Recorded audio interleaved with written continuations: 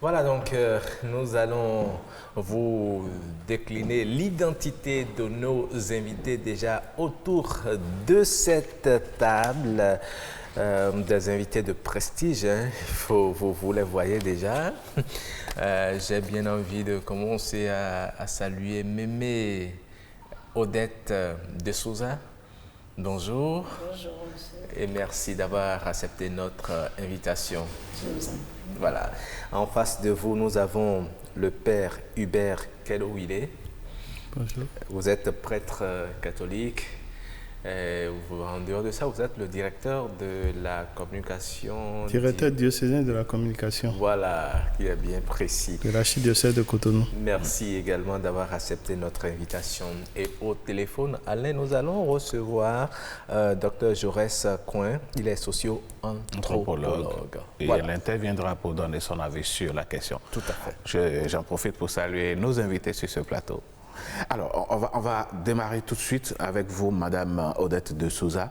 Dites-nous, selon vous, qu'est-ce qui pourrait amener un enfant et son géniteur ou sa génitrice à ne pas s'entendre au point de couper tous les ponts?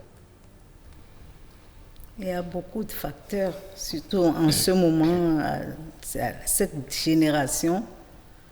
La plupart du temps, ils n'arrivent pas à s'entendre avec les parents parce qu'ils ont tendance à suivre la mode, je ne sais pas si c'est la mode ou bien suivre les camarades. Et quand vous avez des parents, certains parents qui sont stricts, qui ont certaines moralité, vous devez suivre une certaine moralité, alors il y a les enfants, ils se fâchent, ils s'énervent, et quand les parents ne font pas attention et ne vont pas vers eux pour arranger les choses, c'est la coupure totale. Mais ça ne date pas d'aujourd'hui. Cette forme de rébellion entre parents et enfants, ça date d'il y a longtemps. Donc, est-ce qu'en votre temps, vous n'assistez pas à des cas pareils où entre papa, maman, ou bien, pardon, entre papa, maman et l'enfant, les ponts, le courant ne passe pas du tout, ils ne se saluent pas, plus rien, quelqu'un ne veut plus rien savoir de l'autre? Ça date de toujours, hein, cette histoire-là. Mais en mon temps, les enfants essayent quand même de comprendre plus ou moins les parents. Ils comprennent, mais ils coupent le pont. Mais de nos jours, c'est définitif. En mon temps, il y a la famille, les gens, on appelle, on essaye d'arranger les choses. Mais en ce moment-là, si les parents même ne font pas attention, n'entrent pas en eux-mêmes, ne font pas les premiers pas, ne les appellent pas, alors là, c'est la coupure totale. Mais vous disiez tout à l'heure, à la question d'Alain, qu'il y a beaucoup de facteurs qui peuvent expliquer cela. Quels sont les facteurs selon vous, les raisons? Il y a beaucoup de raisons. Hein. Quelquefois, c'est la famille, surtout quand vous êtes adolescent, certaines choses vous faites et que les parents ne veulent pas. Une fois que vous voyez que vous êtes déjà indépendant, alors vous coupez les ponts. Quelquefois, c'est quand vous arrivez au moment de vous marier, de vous fiancer, papa n'est pas d'accord, maman n'est pas d'accord, et vous, l'amour vous pousse à le faire. Vous coupez les ponts. Il y a beaucoup de choses. Il y a beaucoup de choses. Oui, d'accord. Très bien.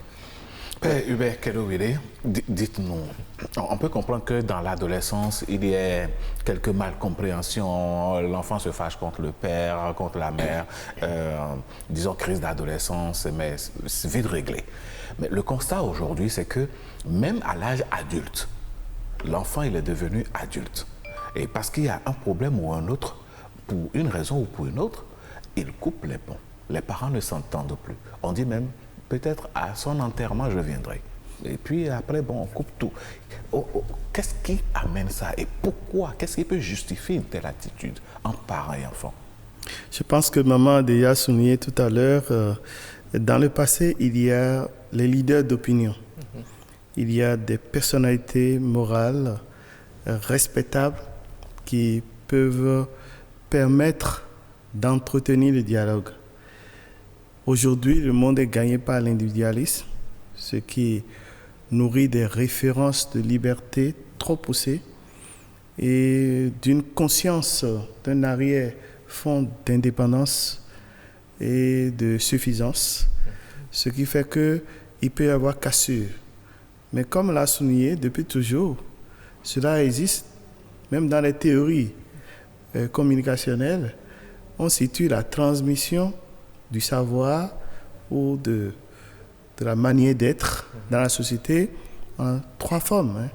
La première forme, c'est la forme éducationnelle qu'on appelle bottom-down, c'est la communication descendante, où on parle, les gens réceptionnent, écoutent, mais à un moment donné, comme a souligné maman, il y a les signes de maturité qui sont comme des crises générationnelles, conflits de génération. C'est ça, le bottom-up, protestation, Rebellion. contestation, affirmation de soi, et peut-être même pas nécessiter la radicalité. Parce que la radicalité n'est pas toujours mauvaise. Elle est temporaire pour permettre de s'affirmer. Et dans cette affirmation, on gagne quelque chose en indépendance pour essayer de redimensionner les forces en présence entre l'autorité parentale et l'enfant qui devient de plus en plus mûr. Et troisième forme, c'est l'horizontale, c'est-à-dire dans cette protestation, c'est arriver à une communication dialogale où par effet de consensus, de discussion, de la force d'argumentation, on arrive à éveiller la conscience parce que nous ne l'oublions pas. Comme dit l'adage, le vieillard assis voit plus loin que le jeune homme debout. Oui. Et le jeune homme, quel que soit son niveau intellectuel, sa capacité, ses diplômes, ne gagne pas en expérience l'adulte. Et donc, on dirait que notre monde, dans l'espace de notre mise en scène publique, nous manquons d'autorité remplie d'expérience en qui le jeune a confiance pour obéir. D'accord. Mais au-delà de ces différents facteurs que vous venez d'évoquer, les différentes formes de communication, il peut y avoir certainement Mémé l'a souligné tout à l'heure, certains facteurs qui font que des parents et des enfants ne s'entendent plus du tout. Ils ne veulent plus du tout se parler. Il naît entre eux une certaine radicalité au point que personne ne veut fléchir et faire le premier pas. Vous êtes un prêtre, vous gérez certainement de ces cas. Quelles sont souvent les causes de ces radicalités? Facteurs religieux, Oui. par exemple. Ah, d'accord. Les parents sont catholiques, les parents sont musulmans, et l'enfant, dans sa jeunesse, tombe amoureux ou amoureuse et choisit l'autre religion. Scandale énorme. Et parfois, cette appartenance religieuse, ça dépend de la religion, amène à la radicalité. À cette option radicale de se séparer des parents. Il y a aussi le facteur politique. Le facteur politique peut amener un enfant à se séparer complètement de ses parents parce qu'aujourd'hui, l'option qu'il a, c'est d'être dans l'opposition ou d'être dans la mouvance. Et donc, du coup, comme les parents ne sont pas d'accord avec cette éthique de leur enfant, eh bien, c'est la radicalité, on ne veut rien entendre. Il y a aussi les facteurs de divorce. Ce que nous rencontrons aussi, un enfant peut être révolté qu'après le divorce ou bien après la mort de leur mère, que le père aille chercher une autre femme pour refaire sa vie. Et l'enfant peut ne pas supporter. L'autre côté aussi également, le cas où la mère est divorcée ou bien la mère est séparée ou la mère est veuve et décide d'amener un autre homme qui discute l'amour avec les enfants. Donc du coup, l'enfant aussi peut se séparer rapidement. Lorsque l'enfant aussi tombe amoureuse ou amoureux, eh bien, il peut arriver qu'il soit ou elle soit tellement conquis ou conquise par l'âme sœur que occupée par la famille, la belle famille, la nouvelle belle famille, elle décide de se séparer complètement de ses parents. Donc, il y a plusieurs facteurs qui peuvent amener des gens à se séparer. Ces facteurs ne sont jamais exclusifs. Et c'est la concurrence de plusieurs agencements. Il y a le facteur principal, mais il peut y avoir de greffage d'autres facteurs qui amènent petit à petit à la radicalité. D'accord, très bien. Nous allons voir rapidement, Alain, ce que les téléspectateurs, les concitoyens aussi pensent de cette situation qui n'arrange pas, qui ne projette pas une bonne image de la famille. Nous allons voir ce qu'ils pensent de ce sujet. L'enfant a le devoir de faire les premiers pas. Après tout, c'est son géniteur. Donc il doit participer, il doit aller vers le père pour lui demander ce qu'il a fait de mal. Ou bien pourquoi il a offensé. Là, l'enfant devait aller vers son père. Là, le papa doit se mettre pour comprendre vraiment qu'il a fait quelque chose de grave pour son enfant. Mais il ne faut pas que l'enfant attende que c'est le père qui vient vers lui. Parce que chez nous en Afrique, c'est comme ça. On ne devait pas attendre le père qui vienne vers nous. Bon, non, on a des problèmes. On a des problèmes de torgon. Donc, on a des FIFA de on a fait. On a FIFA de moi, je suis via.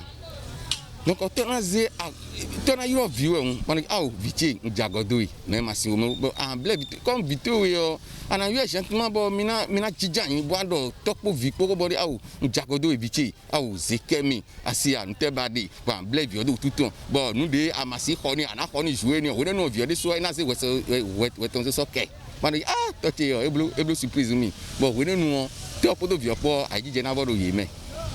Maintenant, de ce fait, nous avons des problèmes pour nous. Nous avons des FIFA de Ndroa. Donc, toi, nous avons dit, Njimini Mewea. Et il y a Jimina. On est autour. Les doigts de Enyoa. Nous avons torture vinable. Nous avons notre vinable. Manobonu Bueno ni do Teo. Agbe, un calme, Bacala yoto, Wento. Ma jiviani mewene lorenjina nta vitena wanu ikaka ba lo ko mesisi do asi ko me do ya mina do wu bo na do yewe na yewe bo gboto jia ena do aleto violate ikaka ena tun lo fide atine wu emi gosin kabi edo ka agbe me gbon edo fide gbon na mo lo atine wu si emi gosin mele si jen ji won kabi betona do ne kaka wa le ko wa ena ne fojo won le ko wa en le ko atotonde ba tun to ponopo edo no yin ayin sugbe nu na ye to gbeji bo ka yin sugbe na ye lo yin wa le ko ba mo lo ah be mi yo sudo to ma mi ai ko to mi ton ko no mi don je wa na da fo bona imu toton inta gba de bo ma o ne wa we a je wa na fo fa bona imu toton we ne toton na do po de bona di on salon abi video bona no papa mi do finia na bonjour papa tona igbe ni alopa de do e ko mo no bi okunyo ne ngwa no bi ba mi we to soro mo na ron kan ba we hu papa ma ba we amena ba wa jiwe ma o te mi gbon ate ojo hodo eni. Mais c'est Jésus qui est la paix. Si réellement il connaît la parole de Dieu, il doit aller faire. La parole de Dieu nous enseigne de pardonner. De pardonner. Donc, si c'est le papa, il doit aller vers son enfant pour demander le pardon. Et ainsi aussi, si c'est l'enfant, il doit aller vers son papa pour demander le pardon. C'est-à-dire, pardon, c'est quelque chose qui est un peu difficile. C'est que tu dois laisser ton manteau pour aller voir l'intéressé qui a été... C'est ça. Elle est donc un début, ou papa, elle est donc ton Faut pas dormir devant si. Et c'est dans ton roi. Donc, et ma père, et mon maman, maman, ça va papa n'est pas. Et comprend. Et moi, nous devons me donner ça pour toi. Bon, papa n'a pas ma soeur. Mais toi, il faut venir et au Dachene. Toi, vous avez des boutons à nier, et moi, il y a un match pour toi. Et il y a un match pour toi. Et c'est une bonne idée de toi. Jamais. Toi, et donc, pour le vie, il m'a dit, pas de temps, il est. Toi, et donc, pour le nom. Nous voulons aller à je suis sûr qu'il va être ainsi. Et bien, il est tombé pour le voir. Il arrive, mesdames, messieurs, que d'autres facteurs entrent en ligne de compte, mais avant, nous venons donc de suivre quelques compatriotes qui se sont exprimés sur la question. Madame de Souza, dites-nous, qu'est-ce que vous pensez des interventions de nos compatriotes? Je pense que les uns et les autres, ils ont raison. Mais quand même, en notre temps là maintenant, quand il y a coupure, les jeunes, je parle des jeunes, je ne parle pas des gens qui sont adultes, hein, même les adultes d'ailleurs, quand il y a coupure, ils n'aiment plus faire demi-tour. Maintenant, entre-temps, quand la famille parle aux enfants, ils écoutent. C'est parce qu'il y a les intermédiaires, les gens qui vont intervenir, ils disent va voir papa, va voir maman, excuse-toi, ils écoutent. Maintenant, ils ne veulent plus rien entendre. Oui, mais quand c'est comme ça, est-ce que quelque part vous ne voyez pas que c'est la faute des parents aussi? Parce que nous vivons dans une société où les parents veulent vivre dans leur espace avec leurs enfants. On ne va pas chez l'oncle, on ne se porte pas vers la famille. Quand cette situation arrive, comment faut-il alors solliciter la famille pour que la famille parle, afin que l'enfant écoute, quand on a brisé les liens avec la famille, la grande famille, je vais dire? Oui, vous avez raison, parce que maintenant, il y a l'individualisme.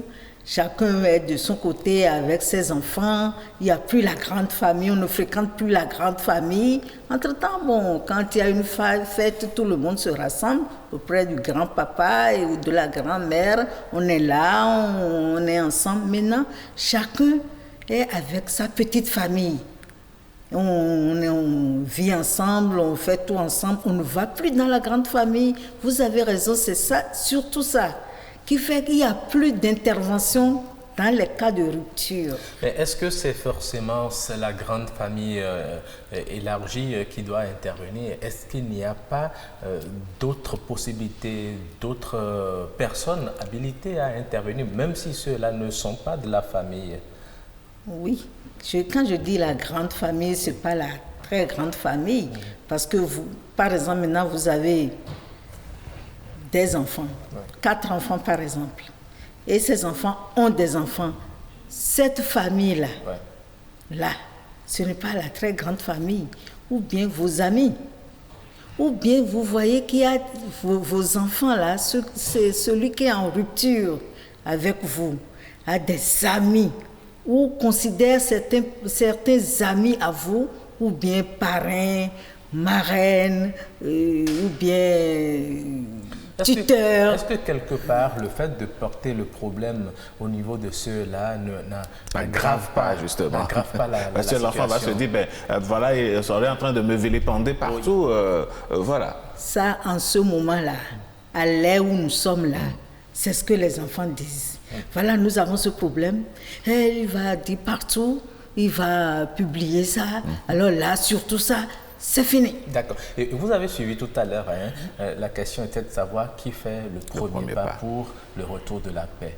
Les avis étaient partagés. Vous pensez que c'est le parent qui doit faire le premier pas ou bien c'est l'enfant qui fait le premier pas pour la paix? Les deux cas, là, les enfants peuvent faire le premier pas. Et quand toi, parent, c'est toi, tu es parent, et tu vois, il fait tout pour ne pas faire le premier pas, tu vas essayer de l'appeler. Normalement, c'est l'enfant qui doit faire le premier pas. Et lui, il a déjà pris sa position. Et toi, parent, tu réfléchis, tu l'appelles. Tu dis, mon fils, c'est à cause de telle chose que tu ne veux pas. Non, il faut que nous nous entendons, qu'on trouve un terrain d'entente. Si tu essayes que ça ne marche pas, mais tu l'aurais déjà essayé. Parce qu'il y a certains enfants, quand tu les appelles, quand le parent l'appelle, il ne veut même pas aller. Il ne veut même pas aller. D'accord. Alors, Père Hubert Kerouwiri, moi j'ai envie de vous demander, tout à l'heure vous avez évoqué quelques raisons liées à la religion. Aujourd'hui, il y a un phénomène qui se passe, beaucoup plus accentué aujourd'hui, je vais dire. Ça existait depuis hier. L'enfant va quelque part. L'enfant, parce qu'il rencontre des problèmes existentiels dans la vie, il va quelque part, je ne vais pas nommer de religion, mais il va dans une religion, on lui dit, on a observé, on a consulté, on a vu que c'est ton papa qui est à la base de tes problèmes. Non, on a vu que c'est ta maman qui est à la base de tes problèmes, c'est telle tante ou bien tel membre de la famille. Et la rupture commence à partir de là et s'accentue. La religion qui devait apporter l'unité, l'union et la paix se retrouve alors à la base de la division. Quel est votre avis sur la question? Oui, vous avez raison, je venais d'évoquer ça. Je venais de l'évoquer parce que les religions qui entretiennent une mentalité fétichiste ou des groupes de prière ou associations qui entretiennent cette mentalité de mise en chair et tout le temps il y a danger. C'est ça qui braque les gens.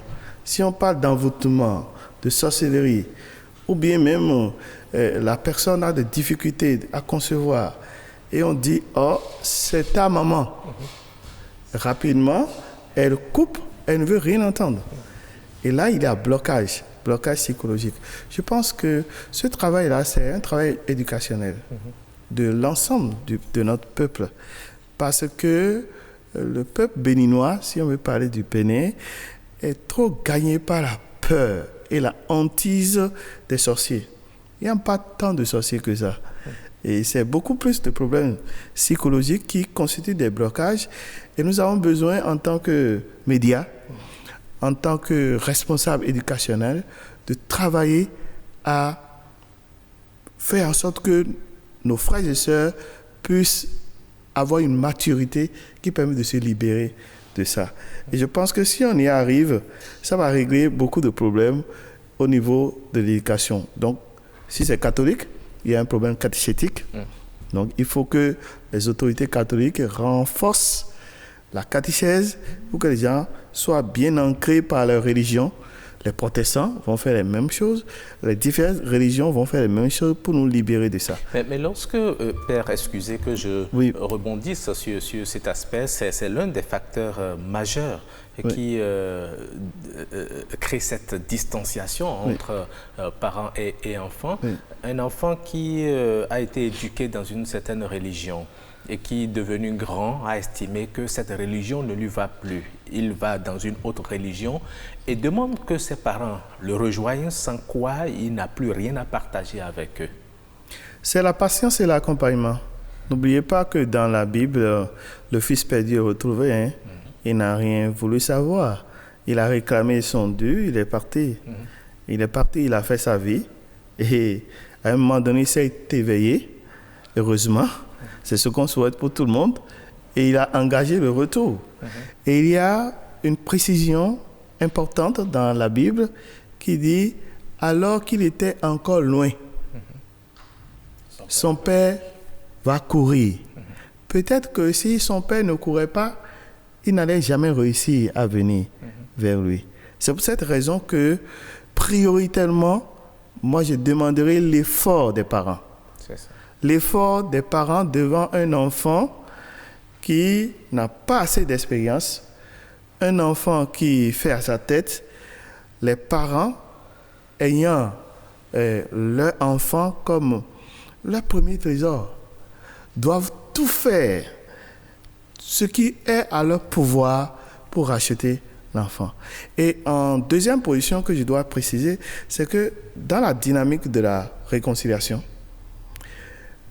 c'est l'offensé qui doit toujours faire le premier pas, et non l'offenseur. L'offenseur, c'est celui qui a commis le mal. Mais il est redemandé à l'offensé, donc qui est comme en position de pouvoir, puisque c'est lui qui a été blessé. C'est lui qui engage la démarche pour faciliter la réconciliation. Mais lorsqu'il se retrouve face à un mur?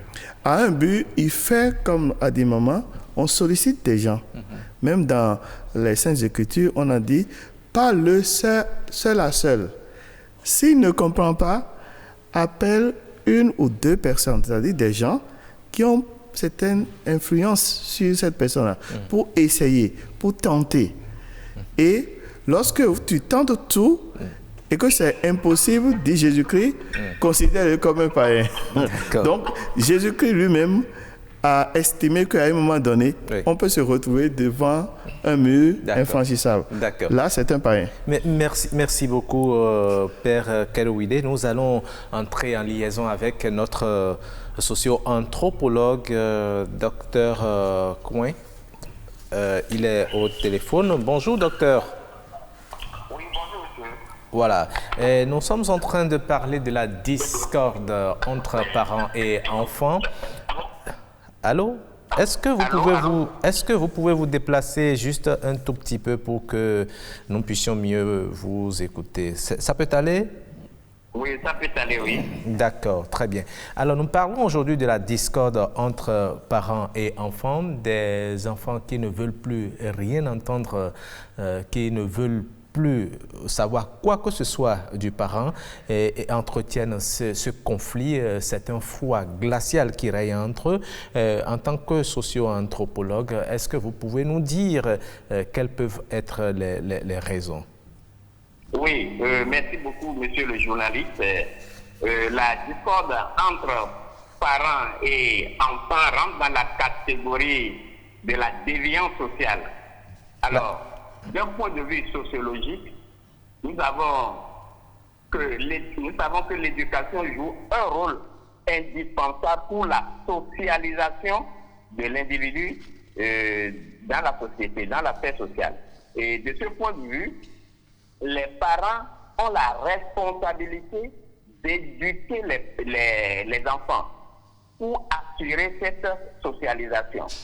Au cas où les enfants n'arrivent pas à respecter, à tenir des comportements qui les écartent des comportements marginalisés, alors il se pose un problème de la rupture du lien social. Et donc, l'individu est appelé coûte que coûte à se faire socialiser à travers les thèmes éducationnels donnés par les parents. Ce que nous constatons aujourd'hui, il y a des enfants qui ne respectent pas les parents, il y a des enfants qui adoptent des comportements marginaux qui rentrent dans la catégorie de la déviance sociale.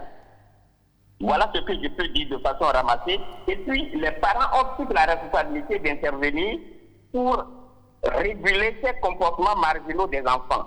D'accord. Parce que ces enfants constitueront des problèmes à la société de demain. C'est pourquoi, en matière de sociologie, en matière de régulation sociale, en matière de contrôle social, il y a des instruments que les parents utilisent aujourd'hui, que la société utilise aujourd'hui pour réguler les comportements marginaux des enfants qui rentrent en conflit de façon, je ne sais pas, impunément avec leurs parents. D'accord.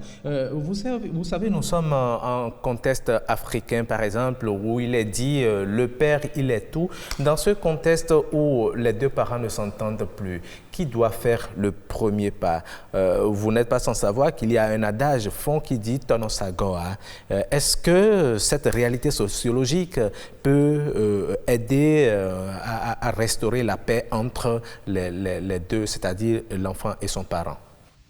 Alors, dans la Bible, ma petite éducation de chrétien me permet de dire que dans la Bible, il est écrit que l'enfant doit honorer ses parents, son père et sa maman, pour avoir une vie gracieuse. De ce point de vue, que ce soit le papa ou la maman, les parents ont une responsabilité sur l'enfant qui leur doit, je pèse bien mon mot, obéissance, respect. Et donc, lorsque la discorde intervient au sein d'une famille, peu importe la manière, peu importe le parent, soit c'est le papa, en tant que père de famille, qui intervient pour régler le problème, parce qu'il c'est la première autorité familiale dans nos sociétés africaines. Si le parent ne le fait pas, si le papa ne le fait pas, la maman également a une forte responsabilité dans l'éducation des enfants. Donc, la maman également peut intervenir pour corriger l'enfant. Dans certaines cours familiales, il y a ce qu'on appelle Agbasa, surtout dans le milieu fond, où on corrige l'enfant qui adopte des comportements déviants. Qu'est-ce que vous mettez dans la correction? C'est le chicoter, lui faire la morale, ou bien qu'est-ce que vous mettez dans corriger? Dans la correction, il y a beaucoup d'instruments. Il y a d'abord la morale qu'on lui fait, mais si l'intéressé est récidiviste, on l'amène à Agbasa et on l'attache, on le chicote proprement devant les patriarches et ses camarades, pour dire à ses camarades, aux enfants de même âge, voilà, ces comportements-là ne sont pas tolérés dans notre société. D'accord. Alors, Dr Coin, moi j'aimerais savoir quelles pourraient être les conséquences sur l'enfant qui adopte donc ce jusqu'au-boutisme de ne pas s'entendre avec ses parents. Les conséquences sont nombreuses, mon cher journaliste. Il y a la délinquance, juvénile, la délinquance juvénile qui conduit à adopter des comportements vraiment, des comportements immoraux, le braquage, par exemple. Ça, c'est les conséquences à long terme. Mais lorsque c'est un cadre, un adulte, un homme responsable qui travaille quelque part et qui n'est pas exposé à ces braquages auxquels vous faites allusion, quelles peuvent être les conséquences sur sa vie? Sur la vie, il y a des non-dits dans nos sociétés. Il n'est pas conseillé de rentrer en conflit avec ses parents. Il faut se dire la vérité. Parce que les parents, surtout si je prends par exemple la maman, c'est la maman qui garde l'enfant pendant 9 mois. C'est elle qui assure les premiers soins de l'enfant. Donc, si un enfant, quel que soit son âge, adulte cadre, qui rentre en conflit, il est mieux que ce cadre-là retourne calmement. Sinon, il va commencer par consulter, il va commencer par avoir des problèmes dans sa vie, au niveau de sa propre petite famille, au niveau de ses enfants, au niveau de sa femme, au niveau même de service. Nous sommes en Afrique, vous le savez, vous savez ce dont je parle.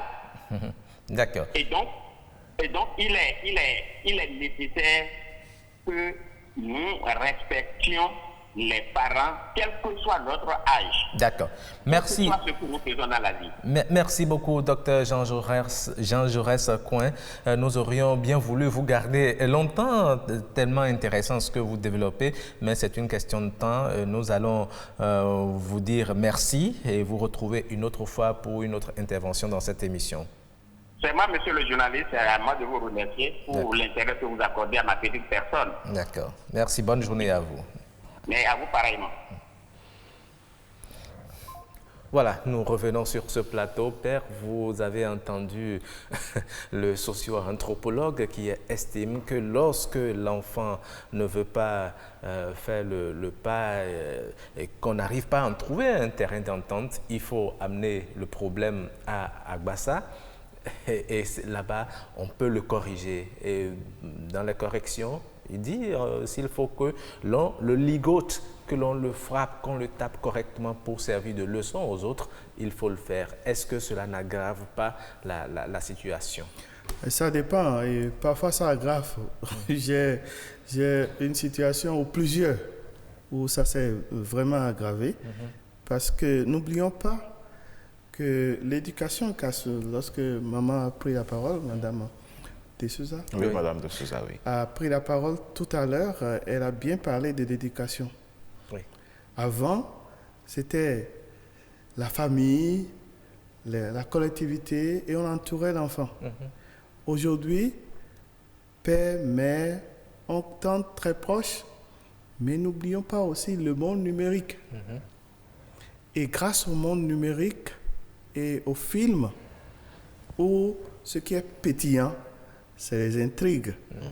Et quand on parle des intrigues, on parle des coups bas. Ouais. Et l'enfant qui est éduqué aussi par ce monde connaît les formes de radicalité. Il connaît comment s'échapper à des prises d'otages psychologiques. Alors du coup, quand il est dedans, que ce soit au niveau de la religion et au niveau des sentiments, oubliez ça. Nous, il faut l'accompagnement, il faut une longue germination de patience des parents pour accompagner l'enfant. Sinon, si on va avec la force aujourd'hui, ça ne fonctionne plus. Avant, ça fonctionnait parce que tu n'as pas d'autres moyens qui arrivent chez toi, qui t'enseignent. Mais là, le monde numérique t'enseigne ce que tu dois faire. Et le plus grave, c'est qu'il y a des enfants qui se donnent la mort.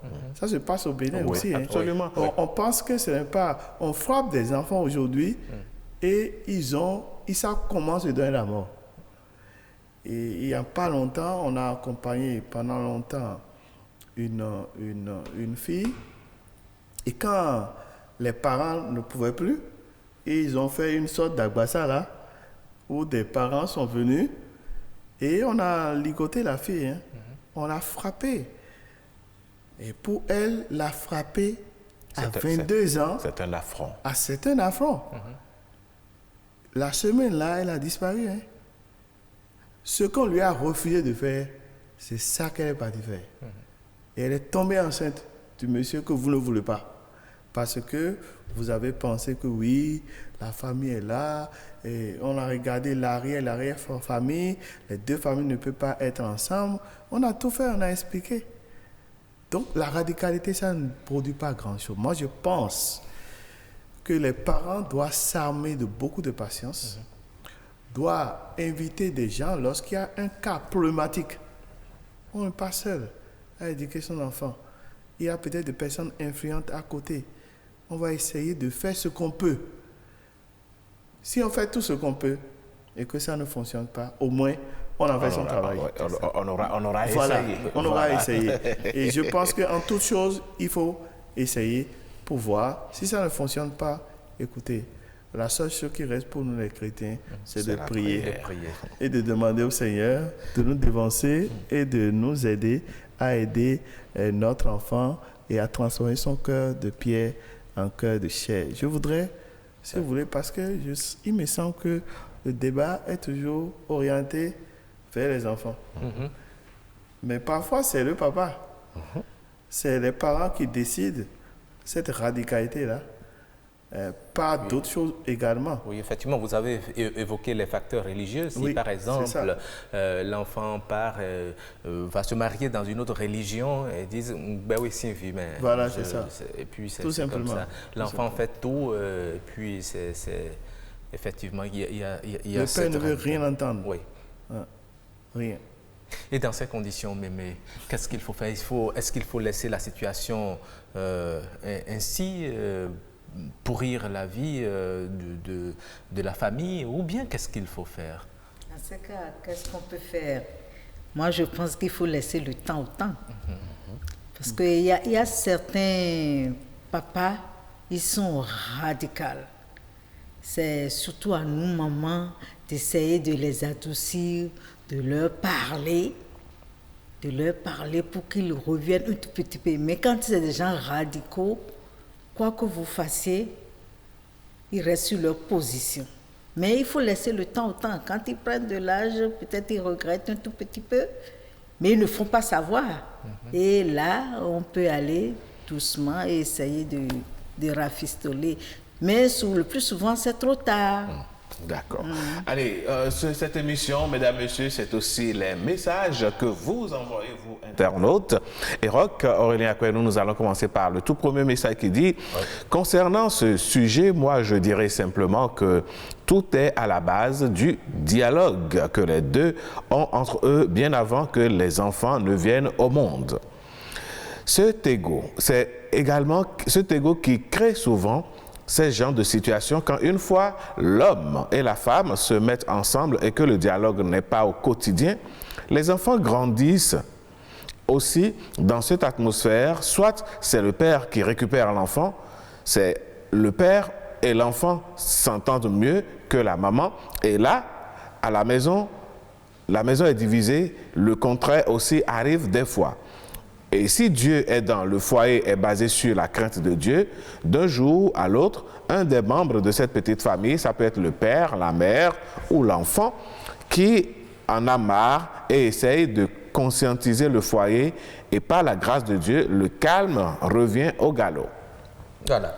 Et il dit, les inconvénients de ce problème, souvent les enfants deviennent des impolis, volent l'argent des parents et rentrent dans la ville. La fille aussi qui commence une vie de débauche. Et là, c'est la totale. Moi, personnellement, j'ai connu un cas où le fils aîné ne s'entend jamais avec son père jusqu'à ce que le papa décède. Et dans ce cas dont je parle, c'est l'enfant qui a un ego terrible et qui ne qualifie pas à sa juste valeur tout ce que son papa lui faisait et préfère concurrencer avec son père. Un autre message qui dit, moi je dirais qu'il y a toujours la faille d'un côté. Si non, un enfant ne peut pas se lever du jour au lendemain pour ne plus vouloir écouter ses parents, soit ses fréquentations qu'il lui monte la tête, et étant naïf, il rentre dans le jeu qui va lui coûter cher, puisque c'est pas pour rien que le 4e commandement de la Bible dit « Honore ton père et ta mère et tu auras la longévité ». Le chiffre 4 symbolise le carré, c'est-à-dire les 4 points cardinaux, et tant que tu es sous la protection de tes parents, beaucoup de mal te seront épargnés. Ce sont donc des enfants gâtés, ça. Quelqu'un d'autre qui dit, ce sont les enfants gâtés, ça. Ils fréquentent des mauvais groupes et dans le mauvais groupe de leur école. Quelqu'un d'autre dit, c'est pour cela que je disais tantôt que ça vient toujours d'un membre de la famille, soit le père, soit la mère, qui manipule facilement leur propre enfant pour se monter les uns contre les autres. Voilà.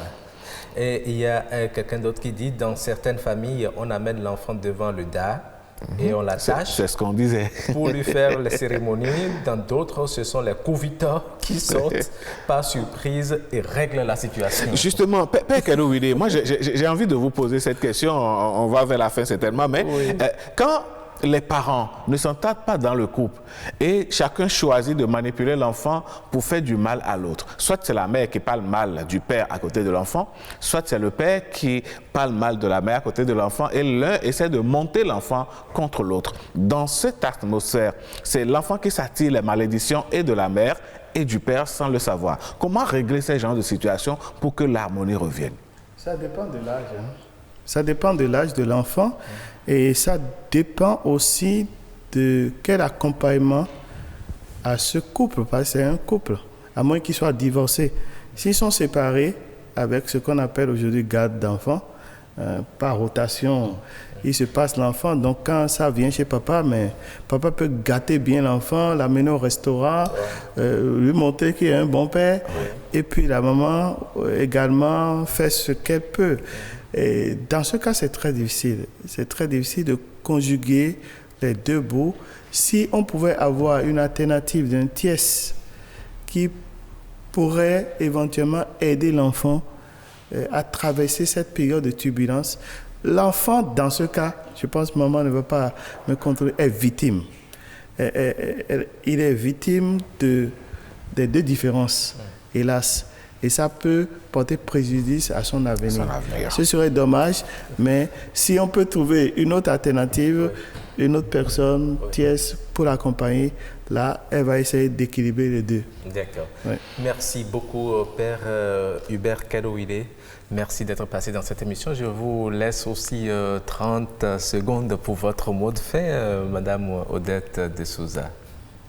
Non, mais ce que moi j'ai à dire... surtout dans tous les cas, il faut que nous prions. Nous prions.